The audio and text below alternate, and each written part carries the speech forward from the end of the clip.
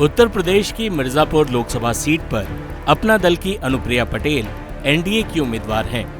उत्तर प्रदेश के बड़े राजपूत नेताओं में गिने जाने वाले राजा भैया और अनुप्रिया पटेल की तू मैं इन दिनों यूपी में चर्चा का विषय बनी हुई है। दरअसल अनुप्रिया पटेल ने कुछ दिनों पहले कहा था कि कुछ लोग कुंडा को अपनी जागीर समझते हैं और यह सुनहरा मौका है उन्हें सबक सिखाने का। इसके बाद से ही कुंडा के विधायक राजा भैया भड़क गए। मिर्जापुर में तो खुलकर राजा भैया की पार्टी ने समाजवादी पार्टी के उम्मीदवार को समर्थन देने की घोषणा कर दी है। बता दें कि कुछ दिनों पहले राजा भैया और गृह मंत्री अमित शाह की मुलाकात भी हुई थी।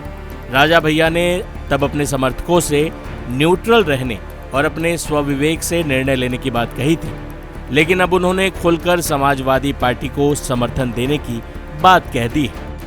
राजा साहब हवा का रुख तो राजा साहब भी बताएंगे।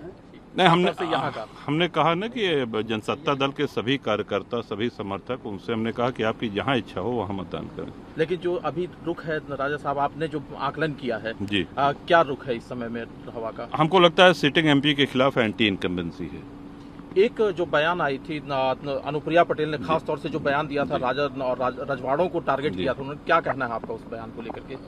देखिए, रजवाड़े तो 7-8 दशक हुए समाप्त हो गए और 7-8 दशक के लगभग से भारत में लोकतंत्र है। अब उनको क्या कुंठा है, हम नहीं समझ पाए इस चीज़ को। और वो जो भी उस बयान को सुन रहा है वो ये कह रहा है कि अनावश्यक बयान। और अच्छा, दूसरी बात, हम यहाँ से चुनाव भी नहीं लड़ रहे हैं, हमारा दल भी नहीं लड़ रहा है। तो अगर उनको कोई बयान देना ही था तो सामने जो दल उनके मैदान में है उसके प्रत्याशी या उस दल के विषय में कहना चाहिए था। दूसरी बात, ईवीएम से राजा नहीं पैदा होता है, ईवीएम से जनप्रतिनिधि पैदा होता है। जनप्रतिनिधि का जन्म होता है और उसकी आयु, उसकी अवस्था 5 वर्ष की होती है। 5 वर्ष बाद जनता जनार्दन ये तय करती है कि इसको जीवन दान, पुनर्जन्म, पुनर्जीवन देना है या नहीं। तो इस लोकतंत्र में अब राजा नहीं पैदा होते हैं, न तो रानी की कोख से और न ही ईवीएम की मशीन से। राजा भैया के समर्थन के बाद अखिलेश यादव भी मंच से इसकी मुनादी करते दिखे। आपको चारों तरफ से समर्थन मिल रहा है कि नहीं मिल रहा है? बताओ, कांग्रेस का समर्थन मिल गया कि नहीं मिल गया? अपनी आप पार्टी का समर्थन है कि नहीं है? और जो लोग थोड़ा बहुत नाराज रहते थे आजकल वो भी साथ आ गए कि नहीं आ गए? बताओ, आपकी सब तरफ से मदद हो रही है कि नहीं हो रही?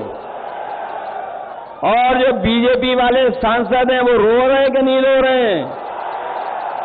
वो रो इसलिए रहे हैं कि इस बार प्रतापगढ़ से वो लाखों वोटों से हार के जा रहे हैं। राजा भैया के समाजवादी पार्टी को समर्थन करने के बाद एनडीए को मिर्जापुर के अलावा प्रतापगढ़, जौनपुर और इलाहाबाद की सीटों पर भी नुकसान हो सकता है। टाइम्स नाउ नवभारत डिजिटल की रिपोर्ट।